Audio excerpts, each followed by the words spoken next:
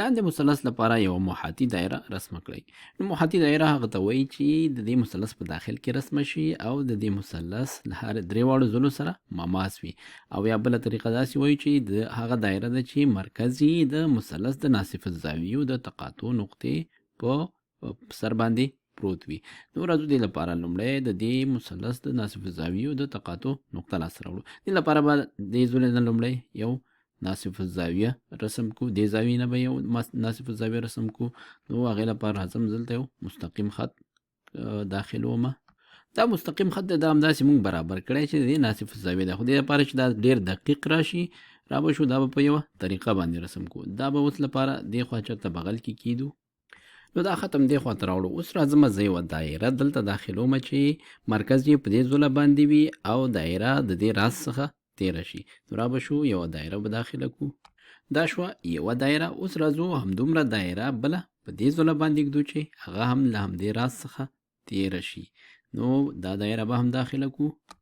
دې سره دا دوهمه دایره هم داخله شو، دا هم له دې راز څخه تیره شو. اوس مونږ کولی شو چې دا دواړه نقطې سره وصل کړو. دا خط راوړو، د دواړو نقطو نه یې تیرو، نو دا به د دې زاویې ناصف شي او دا به په دې نه داسې تیر شي. نو دا به راکش کړو، دلته به یې کېږدو. نو دا مستقیم دې ځای نه تیر شو، د دواړو نقطو نه دا د دې زاویې ناصف شو. اوس راځم دا یوه دایره راخلمه، دې ځای نه یې کش کومه، په دې ځای ږدمه تر څو له دې راز څخه تیره شي دا دایره. نو دا دایره دلته راغله. همدارنګه اوس دا دایره راوړو، په دې ځای ږدو تر څو له دې راز څخه دا هم تیره شي. دا دایره هم دلته ځای پر ځای شوه. اوس راځو د دواړو دایرو د تقاطع نقطو څخه یو مستقیم خط تیرو. نو را به شو دلته به یو مستقیم خط داخل کړو. نو دا مستقیم خط هم داخل شو، په دې سره دا زاویه نیمه شو. اوس د دواړو تقاطع نقطه لاسته راغله. پوهېږو چې دریم ناصف الزاویه رسم کو، هغه به هم په همدې ځای کې تقاطع کوي.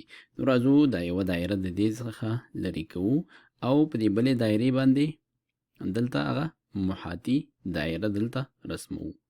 نو دا دایره مو دلته راوسته. اوس راځو دا دایره راخلو، دلته ځای پر ځای کوو او دا شعاع به ورته جوړه کړو. نو دا مو دلته ځای پر ځای که لږ څه شعاع مو ورته داسې جوړه کړې ده، کیدای شي دا را سره ومني. ځواب ګورو چې سم دی که نه، لږ څه فرق پکې شته، خو دا به را سره ومني. نو ګورو چې ځواب سم دی.